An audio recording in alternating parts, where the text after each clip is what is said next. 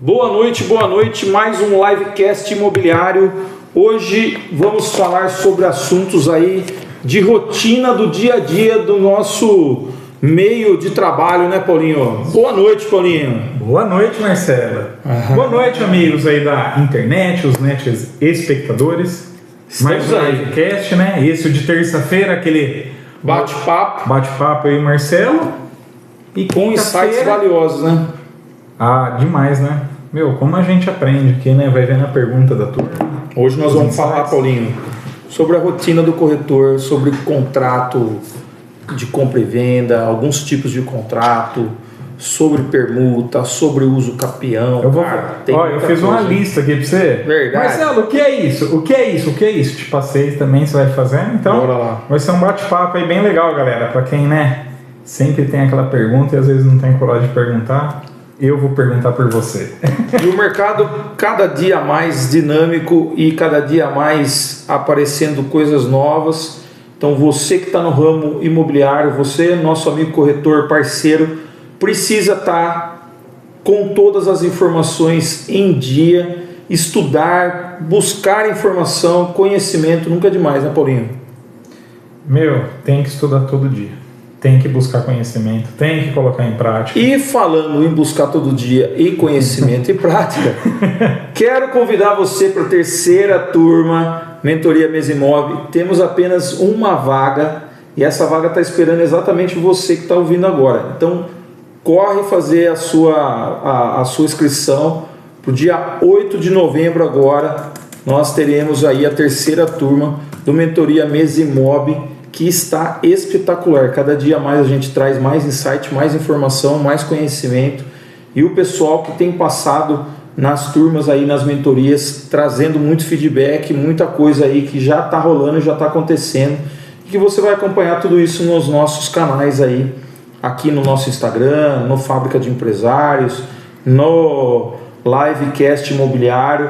Tem muita coisa para a gente compartilhar, para você aprender junto e a gente aprender junto com vocês. Certo, Paulinho? Isso aí. Bora lá? Então, só vem, galera. Só vem. Marcelo, quero começar aqui já, te provocar aí. Beleza. O que é um contrato de compra e venda? O que ele precisa ter? Dá um panorama. Vamos fazer hoje esse jogo aí, um ping-pong, algumas perguntas, né? Fazer bem dinâmico. Vamos lá. O contrato de compra e venda, ele estabelece um acordo, né, Paulinho? Um acordo entre as partes ali, vendedor, comprador. Precisa estar dentro do contrato bem estabelecido ali quais são, né, as dinâmicas, o que está sendo, né, negociado, de que forma isso está sendo negociado, né? Quais são os parâmetros que está aberto dentro da negociação, né? Então, fazer a diligência, né, a gente fala disso na mentoria, a nossa diligência tem que estar né, com algumas informações, as certidões todas em dia, matrícula do imóvel, para verificar se a matrícula, se o imóvel está com alguma indisponibilidade, se tem alguma pendência, para no futuro, né, não ter problema depois na transferência desse imóvel, né, o que está entrando em jogo, se esse imóvel vai ser financiado, se esse imóvel vai ser feito pagamento à vista, se vai ser feito parcelado, se está entrando algum imóvel na permuta ou algum automóvel, né? Tudo que está sendo negociado precisa ser colocado na mesa, ser discutido e depois isso é repassado para um contrato de compra e venda, um compromisso. E tem vários tipos de contratos, né, Paulinho? Acho que é mais ou menos isso, né? Não sei se faltou alguma informação. Tá legal. Quer mandar uma aí? Eu já faço. O que? Eu acho que a partir do contrato, né, que é um dos principais documentos ali que eu vejo e eu faço, não sei qual que é a sua regra, mas até mesmo para uma compra à vista, a gente faz o contrato de compra e venda. Tem muita gente que já vai direto no cartório e já passa a escritura, né? Não faz o contrato particular de compra e venda. Mas eu acho que para segurança jurídica e até segurança das partes na intermediação, é legal fazer um contrato. Né? É importante ter esse contrato firmado para que as coisas sejam estabelecidas ali, tudo muito detalhado no contrato, com as cláusulas certas, para ter segurança jurídica, né, Paulinho? Porque só escritura, tudo bem, escritura, né, tem validade também de um contrato. Porém, às vezes pode faltar alguma coisa, alguma informação, algum detalhe que no contrato já está estabelecido. Isso aí. Mas vamos lá, pegando esse gancho aí. Quando a pessoa não faz o contrato de compra e venda e já parte direto para a escritura, isso ela ganha algum benefício ou não? No seu olhar, qual é a parte da escritura? O que significa a escritura nesse montante aí? Qual que é a diferença entre escritura e registro? A gente sabe que escritura não é registro. Sim. Né?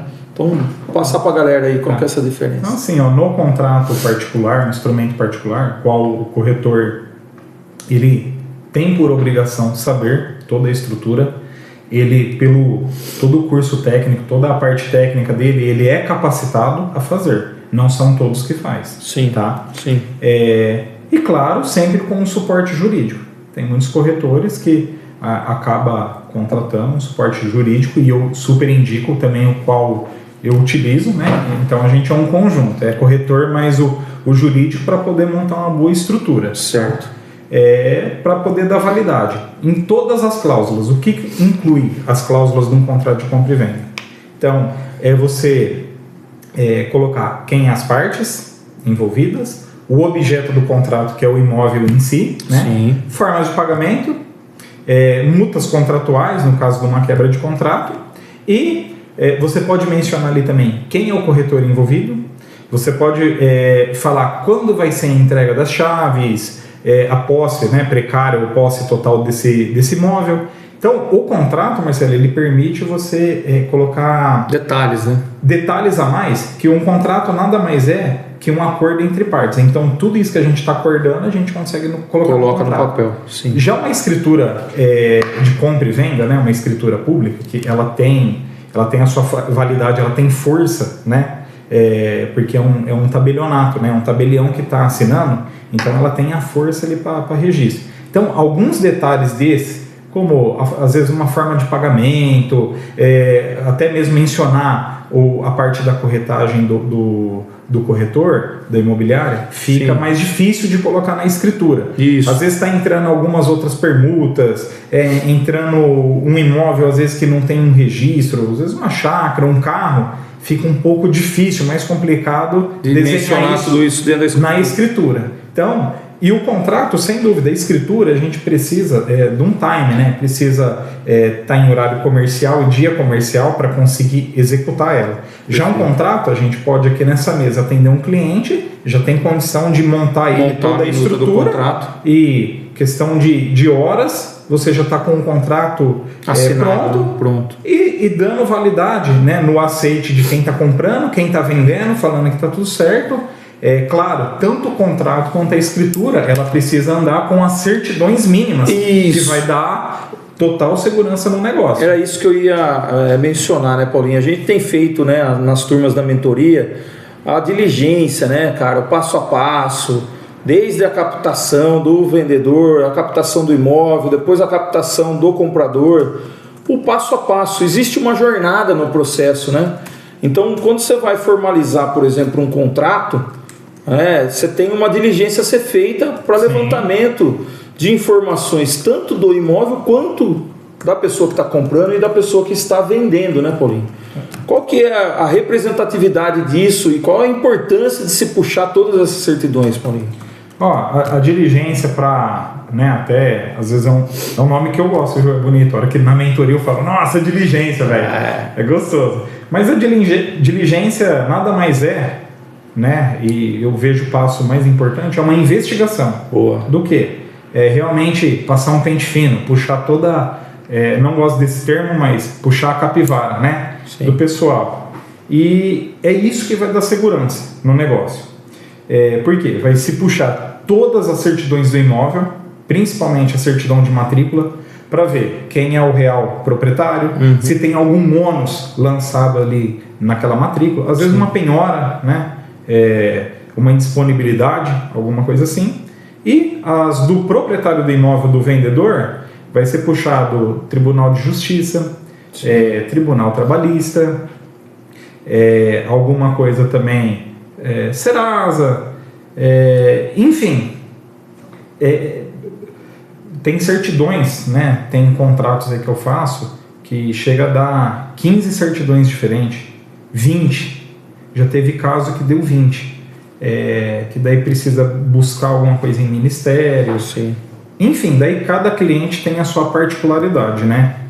Depende a profissão dele, a gente precisa puxar coisas a mais. O que eu percebo, Paulinho, é que muitos dos corretores, dos nossos parceiros aí, colegas de trabalho, às vezes não sabem, infelizmente, né, por falta de conhecimento, não sabem nem quais são as certidões mínimas obrigatórias num processo de compra e venda, né, Paulinho? Sim.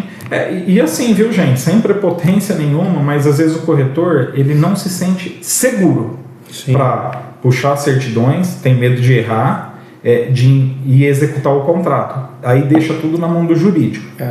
Perfeito, tá certinho. É aquilo que a gente sempre fala nas nossas reuniões, né? Cada um no seu quadrado, né? No profissional, né? Na mentoria. Se você tá inseguro, chama um parceiro. Chama um parceiro. Só que você deve, por obrigação, saber o que é o mínimo necessário. E entender, né? Entender, saber ler as certidões, saber entender o que está constando na certidão, na matrícula. Já fazer uma pergunta, puxando esse gancho aí seu. Vamos lá. Marcelo, um imóvel que tem alguma pendência em alguma das certidões. Sim. Não estou falando qual pendência, mas ela tem que vir negativa e veio positiva. Esse imóvel pode ser vendido? Pode. Pode? Pode. Por quê? Como? Dá um exemplo. Vamos lá. Conta um caso aí, cria um exemplo. Vamos entender aí. Uma das certidões que é levantada é as certidões federais, né? Sim. Estadual, federal. Geralmente, quando você solicita uma certidão a nível federal e a certidão ela vem positiva com efeito negativo, significa que essa pessoa fez algum tipo de parcelamento. Sim. Pode ter sido um parcelamento das cotas do imposto de renda dela, pode ter sido um parcelamento de um INSS, de uma obra que ela fez.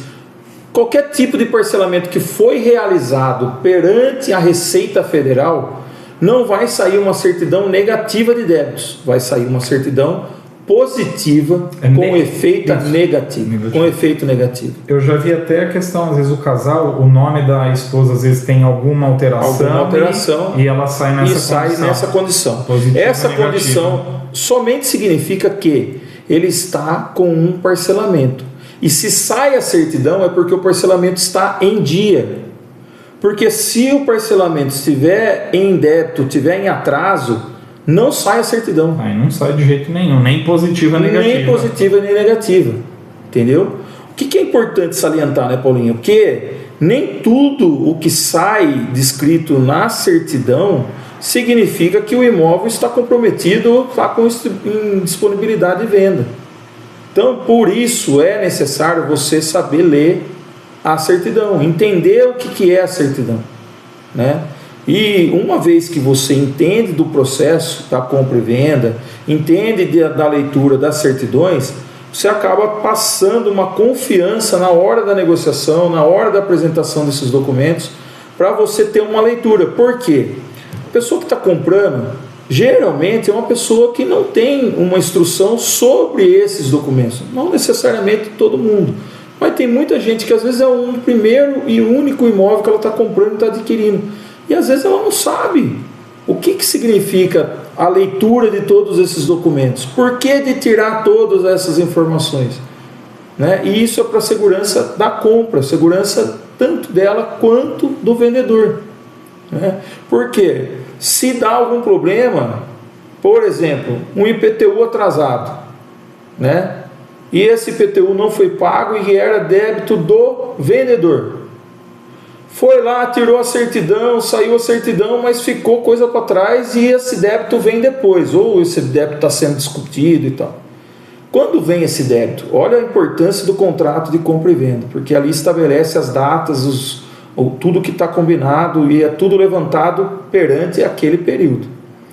Se porventura vem uma dívida anterior ao prazo da assinatura do contrato de compra e venda, e você tem todas as certidões emitidas, você consegue contestar essa dívida.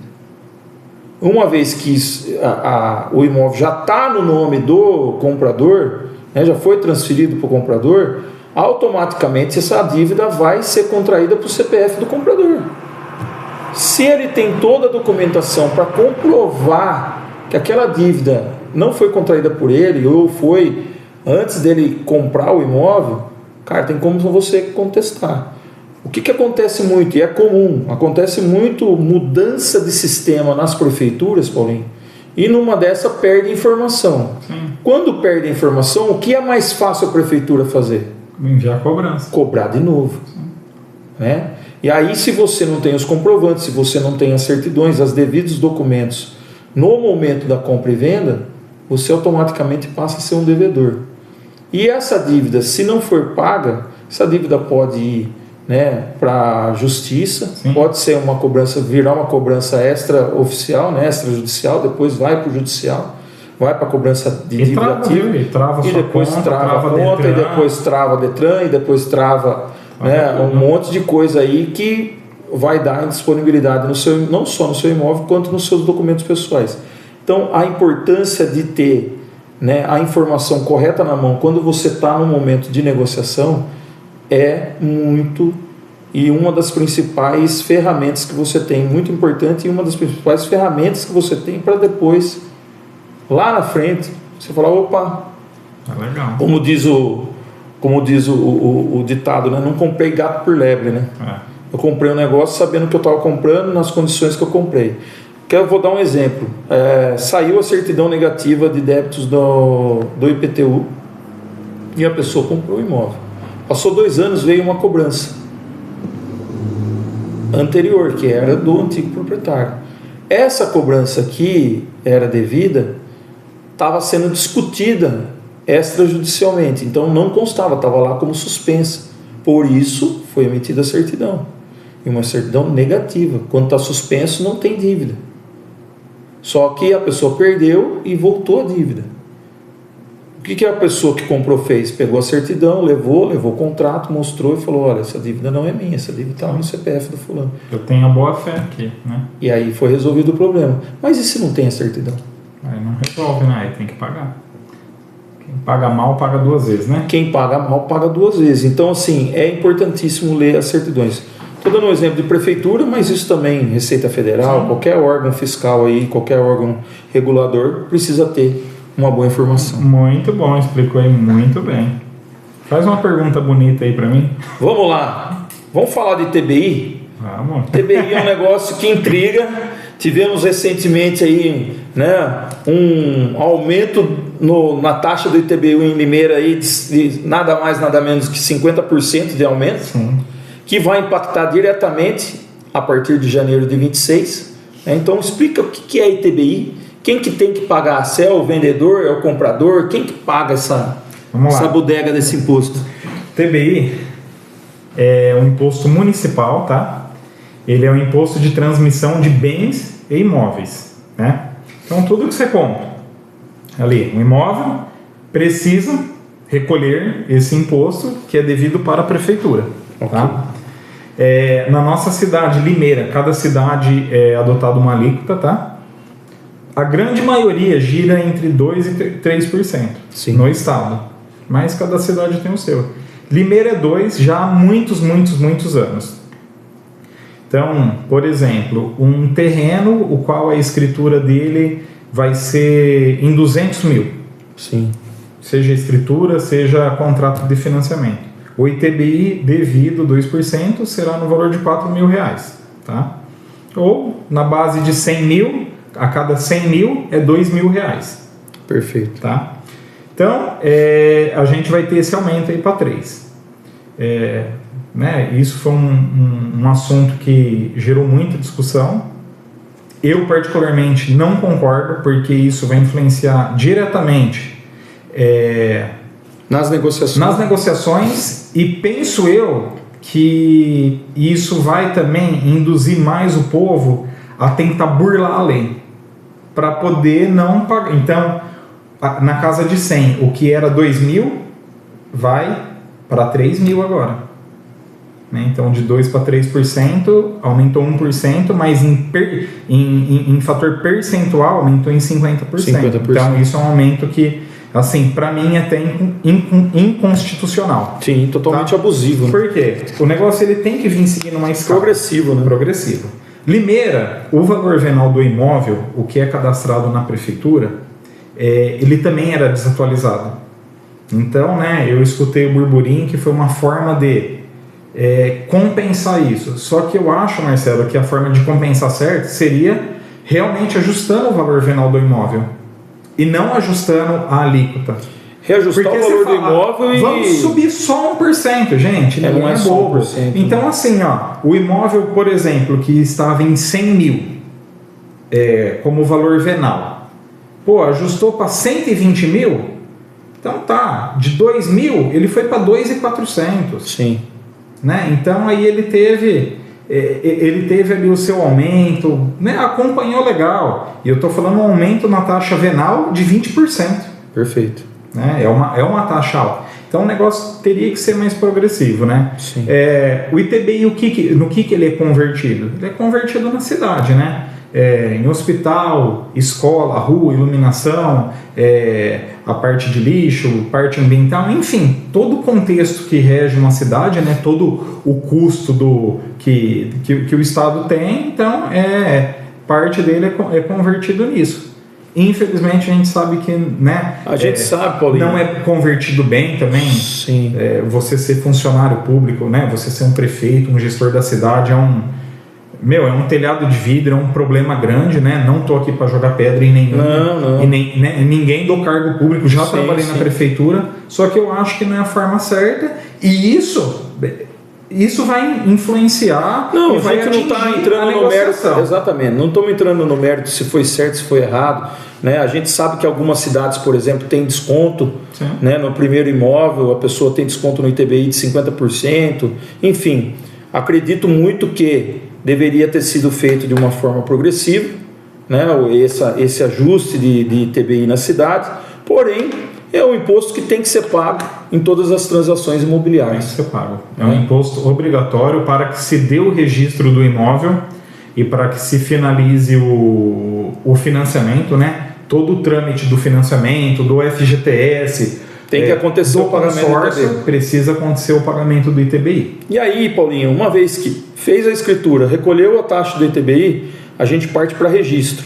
Sim. Certo? Eu falo que o registro é a certidão de nascimento do imóvel, onde fica todos os trâmites, todo o acontecimento, todas as ocorrências vão estar ali dentro da matrícula. É igual o seu RG, né? Tem ali todo o registro geral. É isso. Então, o registro do imóvel ele é um registro geral. E agora a gente sabe que está vindo aí o CIB, né, que é o Cadastro Imobiliário Brasileiro. Isso. Né, isso já existe na parte rural e agora vai para a parte urbana.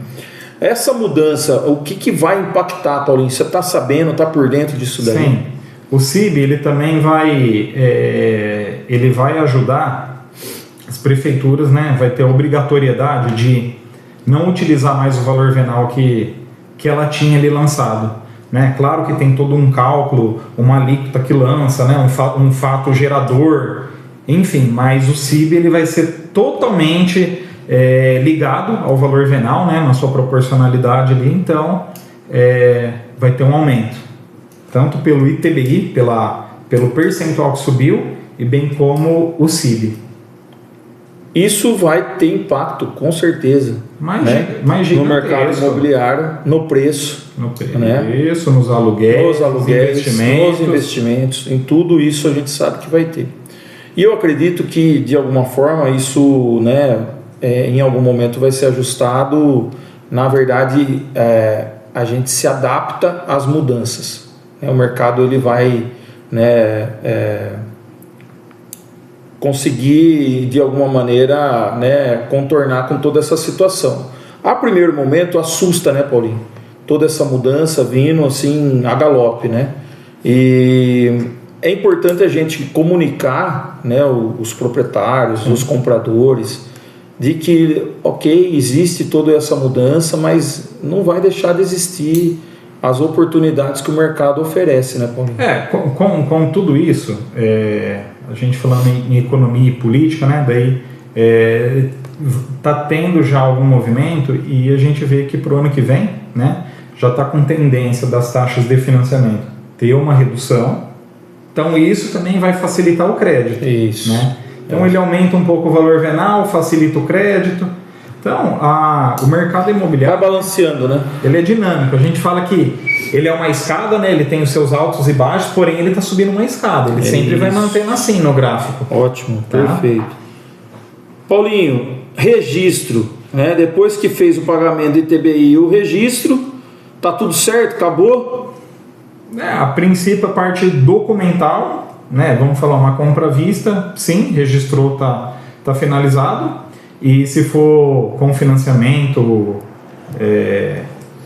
consórcio, FGTS, enfim, registrou, precisa voltar a matrícula para o banco, né? Para que o banco veja que realmente o imóvel foi registrado, a alienação fiduciária do banco foi registrada. Aí sim para o banco liberar fazer os pagamentos. Né? Então assim, vamos falar, passou a etapa de pagamentos aí, à vista ou via financiamento, aí sim, né, fazer os trâmites finais ali, talvez entrega da chave, as trocas de titularidade nas concessionárias. Eu ia falar sobre isso agora. Troca de titularidade, de quem é a obrigação, Paulinho? Por contrato, né, é de quem está adquirindo. Isso todo contrato a gente vê, tem uma cláusula específica falando que tem ali um prazo de 30 a 60 dias para fazer as trocas, né? Porque você está adquirindo e muitas das vezes um terceiro, um corretor ou o vendedor, ele não tem autorização sobre o seu CPF, sobre o seu nome. Certo. Então, quem é o titular é você. Então, você munido da sua escritura, da sua matrícula, do seu contrato. Tem que ir até os órgãos, né? Você vai ter que ir até o órgão. Talvez tenha que fazer uma assinatura digital, enfim. Aí cada órgão, a companhia de água, a companhia de energia, a prefeitura, tem o seu procedimento. Companhia de gás, enfim, o condomínio, né? Tem o seu procedimento. Sim. Claro que com uma procuração, eu como corretor sempre faço aí do cliente, pego uma procuração do comprador. Que é um diferencial no atendimento, sim, né? Sim, é um diferencial. É uma entrega que você está fazendo ali, né? Marcelo, a gente já dá trabalho, né? Já dá trabalho, é chato, né? E a gente já tem habilidade com isso, então assim, é uma forma de gratidão pelo comprador, vendedor. Sim. A gente fazer isso, esse over delivery, e falar, tá aqui, tô te entregando prontinho, bonitinho, legal, né? É importante porque, né, cara, às vezes a pessoa não tem essa agilidade, né? Às vezes nunca nem foi numa agência, por exemplo, da Electro ou da BRZ, que é a companhia de água daqui de Limeira, e aí às vezes a pessoa fica, né, perdida de como fazer, né? Como mudar tudo essa questão. E chega lá, daí às vezes, né? Às vezes o atendente, tadinho, às vezes está mais mal-humorado, foi xingado já por outro, aí chega o celular, fala que os documentos de qualquer jeito, aí o cliente tem que voltar e perde dia de serviço. E a gente já sabe o passo a passo, né? Prefeitura para mudança de PTU, Paulinho. Antes aqui a Prefeitura de Limeira aceitava contrato de compra e venda e fazia transferência de titularidade. Hoje não mais. Né? Uma das exigências hoje é que esteja já registrado no nome da pessoa. O que acontece? O contrato de compra e venda, é uma boa pergunta essa, hein? Porque o que estabelece o contrato de compra e venda e a escritura? Sim. O contrato de compra e venda, ele te dá uma posse precária do imóvel. Sim. Tá? Então você não tem o domínio total. A hora que você realmente tem a escritura registrada, você tem o domínio total, uma posse total. Tá? Então aquele imóvel por documento ele é seu. Já no contrato ele é parcial. Sim. Porque ele te dá o direito, né? Mas ele não te dá a posse. Então por que a prefeitura exige? Você até consegue fazer não uma alteração de titularidade, ficaria como se fosse uma inclusão com o contrato. Então você entra como um compromissário. Então vamos supor, Marcelo é proprietário e o Paulinho está comprando. Então eu fico como compromissário. Eu tenho um compromisso, mas quem é o dono é você, porque a matrícula ou o registro é seu. Legal. Agora, se eu fazer a escritura e o registro e lá fazer a alteração de titularidade, então aí está falando, Marcelo saiu, vendeu, Paulinho agora é o dono, tá? Perfeito. Então é isso. Manda, Paulinho, manda. Ô Marcelo, eu posso comprar um imóvel sem escritura? Porra, essa é boa, hein? Ó, já vou recapitular. Então, às vezes tem condomínios de chácaras, né? Que não tem escritura. Sim. Às vezes vai ter loteamentos que ainda está fazendo o parcelamento ali, que é um contrato de cessão. Então, ainda não tem escritura. Posso fazer a compra? Já dei algumas dicas aí, hein? Pode fazer a compra, mas existem os seus riscos. Isso, toma todo cuidado. Tem que tomar cuidado, tem que ter a diligência. Sim. Né? Quando a gente fala de diligência, é exatamente isso, é levantar todas as informações daquele imóvel. Né? Quais são as condições, por exemplo, você citou chácara, né, Paulinho? Em Limeira tem um mercado muito forte de compra e venda de chácara. E a gente sabe que a prefeitura tomou alguns parâmetros aí com regularização de alguns condomínios. Sim, né? Necessário, né? Mas existem condomínios ainda clandestinos. Tem parcelamento de solo. Parcelamento de solo clandestino, contratos de gaveta, que a gente chama, né? Que são contratos particulares que não têm validade jurídica. Né? Você tem a posse do contrato, você está ali utilizando aquela área, mas a área não está no teu nome. Não é nem validade jurídica, só corrigir, ele não tem validade para registro. Exato, mas não tem validade para registro. Lógico, numa tramitação ali, juridicamente ele tem uma validade. Sim. O que acontece, né, Paulinho? Na chácara, se tem já, né, o processo da prefeitura está sendo regularizado, em algum momento esse imóvel vai se tornar urbano. Sim. E vai ter o pagamento de IPTU. Tem uma grande chance de se tornar urbano, né? Uma grande chance.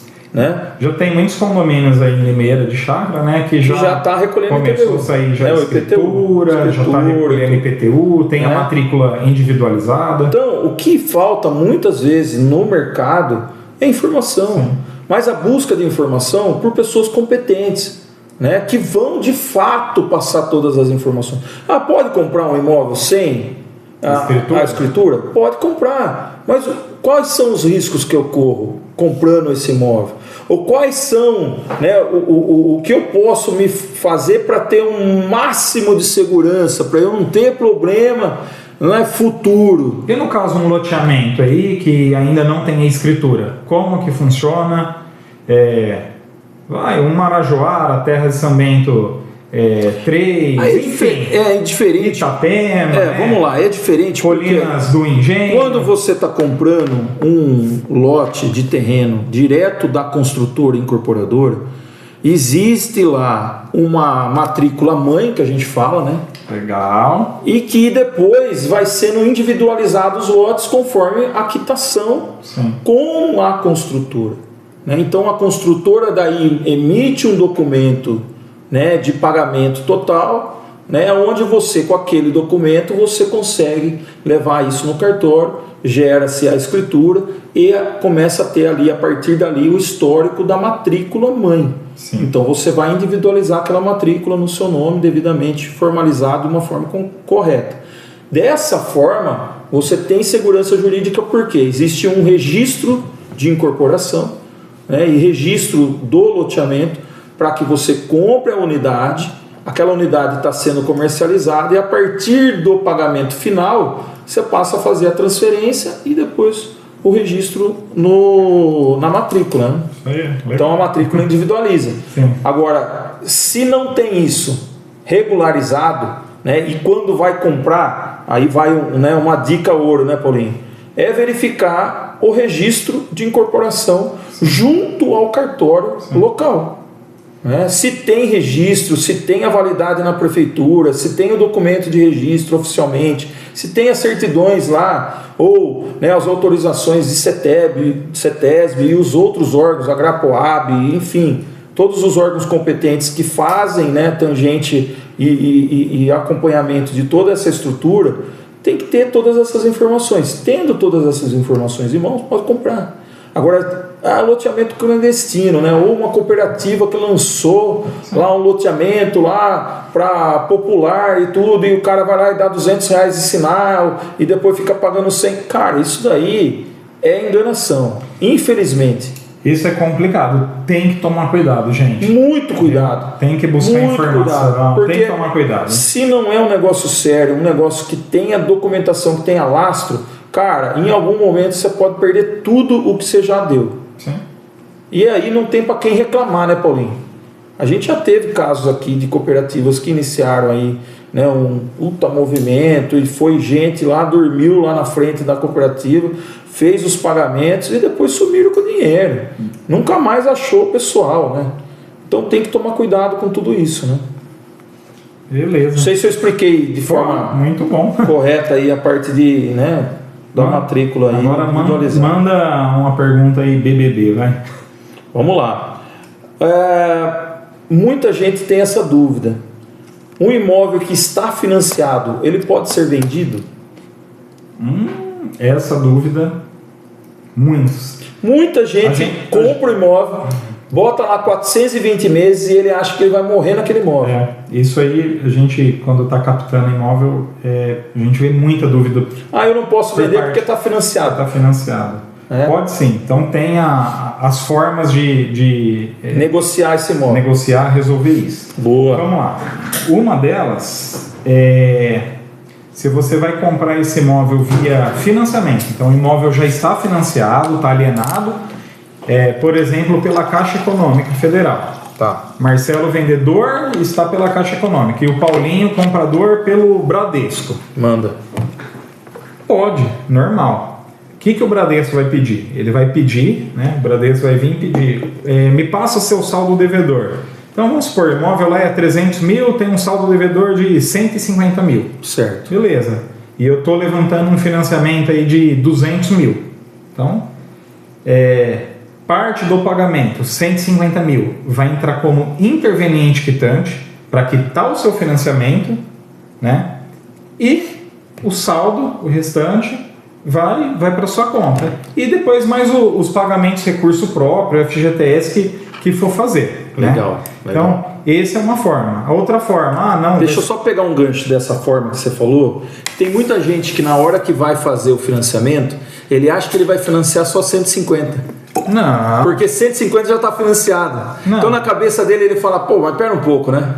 Como é que eu vou pagar 300 mil na casa se já está financiado 150? Não, 150 financiamento, 150 é recurso próprio. FGTS. Vai fazer a quitação. Sim, né? A quitação vai fazer. E a quitação chama interveniente quitante. Isso, quando é banco para banco, interveniente quitante. Agora, e quando é uma compra à vista? À vista, você pode fazer o contrato já particular seu, você pode mencionar, já combinar. Que existe o saldo devedor. Vamos pedir um boleto desse saldo devedor, o qual quem vai fazer a quitação já é com o recurso do comprador. Então, essa era uma orientação que eu gostaria que você frisasse bem, porque tem muita gente que fica na dúvida se manda esse dinheiro para o vendedor, na conta do vendedor, ou se faz o pagamento, ele faz o pagamento. Eu já fiz algumas vendas assim, é seguro, dá certo, mas tem que fazer o caminho certo, né? Certo. Então você pode fazer o contrato, pede o boleto, combina uma data ali do boleto, né? Então estou fazendo o contrato hoje, dia 1º, por exemplo. Vamos pedir o boleto para dia 15, que vai ser a data da escritura, da transferência. Então, na data da escritura, pode fazer a escritura, assina e depois faz o pagamento do boleto. E só deixa aqui, escritura, que eu já vou explicar esse passo, né? Então, fez o contrato hoje, dia 1º, escritura dia 10, dia 15, vai lá, faz a escritura, faz toda a assinatura e depois parte para os pagamentos. Perfeito. Tá? Perfeito. Então, esse é o segundo modo. É possível. É possível. E já vou pegar um gancho aqui. Nossa, mas como assim? Assina a escritura e depois paga? Porque tem gente que fala assim, só assino se eu pagar. Gente, aí vai ficar assim. E o outro só paga se assinar. Se assinar. E como que resolve? Então, assim, eu vejo que a gente precisa mostrar um pouco de segurança no negócio. Ótimo. Tá? Por exemplo, vamos supor que o Marcelo está comprando imóvel meu, foi no banco agora, pagou e está vindo para o cartório para fazer a assinatura da escritura. Sim. E se nesse meio tempo dá uma zebra? Bate um carro? Não, uma fatalidade, infelizmente. Vai dar problema para resolver. Vai ser difícil. Então, assim, eu fui enxergando, fui costurando que você assinando e depois pagando, você tem meios de mostrar o lastro do negócio. Por quê? Vai ter os comprovantes. Então, a escritura ainda ela fica ali pendenciando. E tudo isso é importante, o corretor está acompanhando todo esse processo. Todo o processo, não. Eu já vi gente que os clientes foi comprador-vendedor. E cadê o corretor? O corretor tipo não assim, foi. Lá no cartório não tem corretor, pessoa perdida. Não. E quando o corretor marca uma visita e não vai? E fala pro cara ver o imóvel sozinho lá? Isso como é que fica isso? Né? Ele tem visto algumas práticas, Paulinho, que assim, eu acho que, cara, não pode, essas coisas não podem acontecer, né? Visita tem que estar ali, todo mundo junto, né? Se é parceria, tem que estar os dois corretores. Essa prática a gente vê mais no imóvel de aluguel, né? O cliente passa, recolhe a chave... Pega e vai lá sozinho, visitar, né, cara? Né? Agora, assim, a compra do imóvel... eu vejo um pouco mais complicado. Precisa ter. A não ser que o cliente já foi 1, 2 vezes e aí ele quer, só ir com a família sozinho, sentir lá, né? Uma casa que está vazia, tudo. Sim. E com a devida E tem muito disso, né? Beleza. Vai lá, se sente lá no imóvel. Agora, assim, uma primeira visita, uma situação um pouco delicada, né? Precisa ter o acompanhamento, né? Ainda na questão do financiamento, Paulinho. Quando o financiamento demora, passa do prazo estabelecido no contrato de compra e venda. Então, é legal, isso pode acontecer porque a gente está demandando de um terceiro, que é o banco. O banco. Né? Então, o banco às vezes pode fez toda a estruturação desse comprador, está aprovado, está bonitinho. Mas ali no meio tempo, fez lá a vistoria do imóvel, pendenciou alguma coisa, ou a parte da seguradora do banco precisa entrar com uma defesa, né, ou uma explicação, alguma coisa, e vai demorar um pouquinho mais. É legal que tenha no contrato e que, né, todas as partes estejam cientes de que todo negócio tem um risco. Então, assim, nós como corretor, a gente tem que vir lapidando todas as arestas para mitigar, né, para tirar esse diminuir os riscos. Diminuir o risco e deixar todo mundo ciente. Então, assim, num caso desse, atrasou um pouco mais...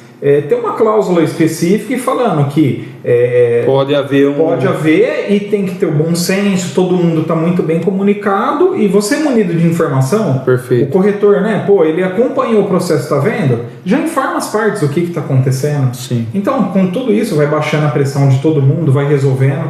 O que não pode é o cliente, vendedor, comprador, fica boiando, fica sem informação. Aí é complicado, né? Aí tudo é questão de comunicação, né, Paulinho? Sim, comunicação. Comunicação. Cara, a comunicação é a chave do negócio, viu? É essencial. É a chave. Com relação, por exemplo, né, no processo aí, né, de negociação, de financiamento, a gente vê também a necessidade do acompanhamento do corretor. Por quê? Uma eventual ali assinatura de um contrato junto aos órgãos competentes lá, aos bancos, né? Por exemplo, está entrando num financiamento, cara, vem o contrato lá com um monte de coisa, né, detalhada, as taxas que tem que ser paga, o que está, né, o que tá dentro do financiamento, né? Tem muita gente que não sabe ler o financiamento, sim, né, Paulinho? Acho que mas é tudo isso daqui de juro, não é só juro. Não é juro. Tem taxas, né, embutidas ali. Né? Ali no financiamento, né, toda a estruturação dele, se a gente pegar numa linha, então, por exemplo, vamos pegar uma parcela de R$1.000, né? Nos R$1.000 que tem embutido, uma parte é a amortização, né? Um exemplo, R$200 todo mês é amortização, então ficou 800. Dos 800, uma parte é seguro, né? Danos ao imóvel, que é o DFI, o outro é danos pessoais, né? Que é o MIP. Daí tem a parte da parcela principal, né? Que é o valor, e a parte dos juros, né? Sim.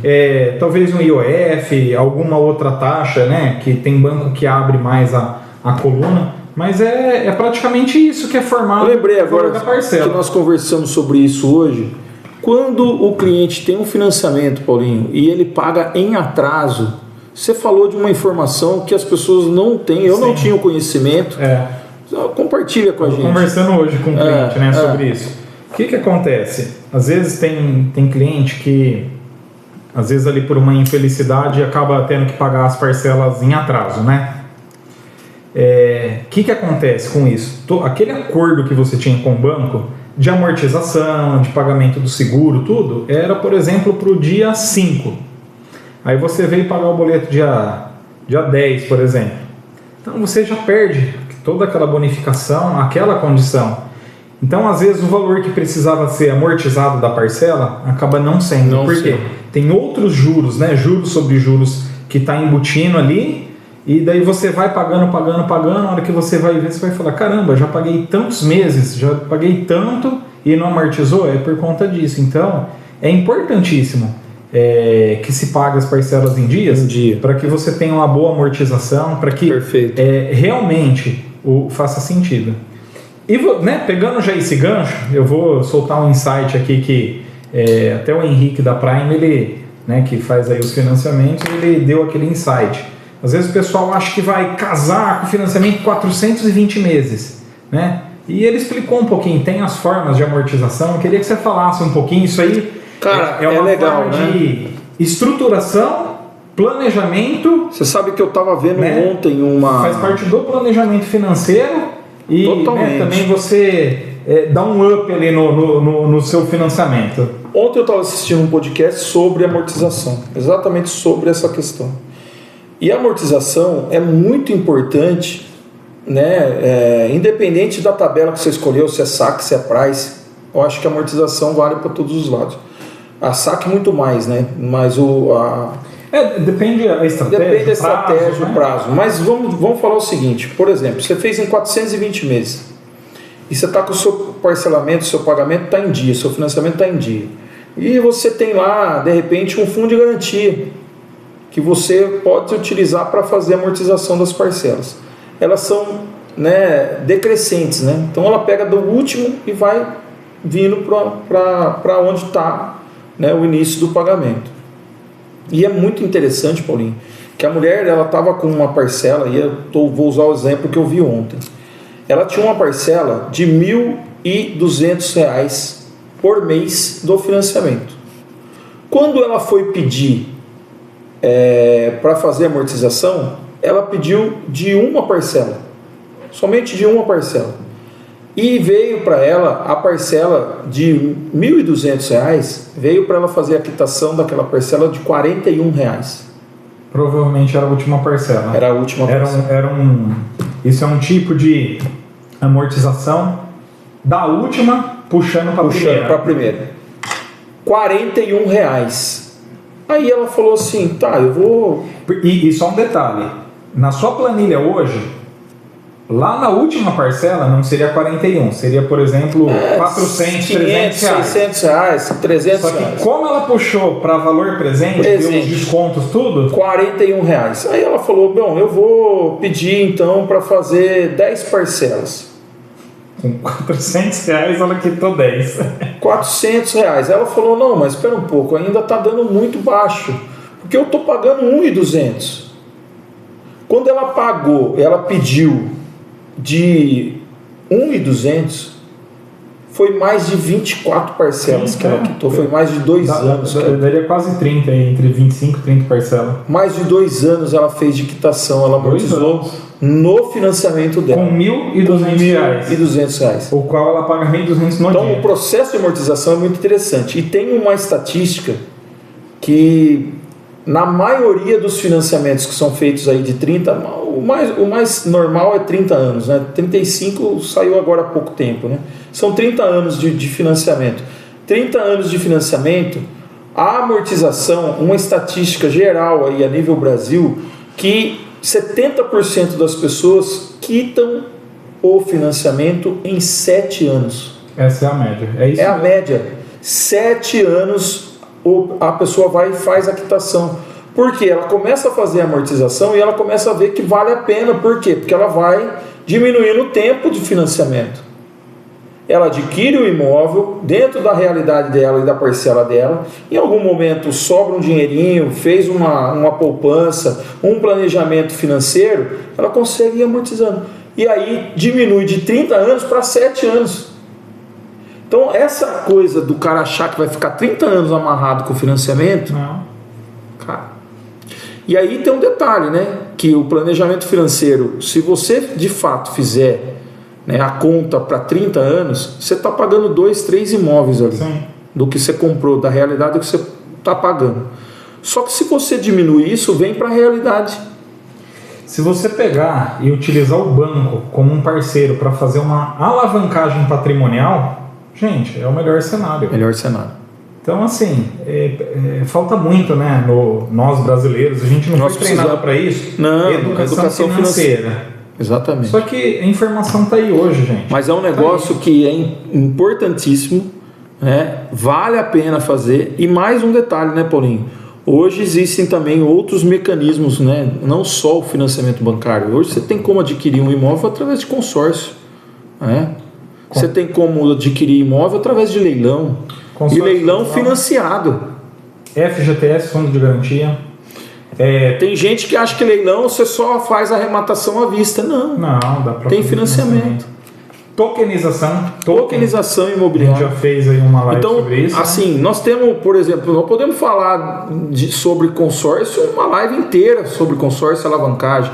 Nós podemos falar sobre leilão uma live inteira sobre leilão e quais os formatos de leilão que hoje existem no mercado, né? Infelizmente, muita gente faz o financiamento e não consegue pagar. Hoje, em média, volta para os bancos, né? Principalmente a Caixa Econômica, que é o banco que mais faz financiamento bancário, volta 70 mil imóveis mês.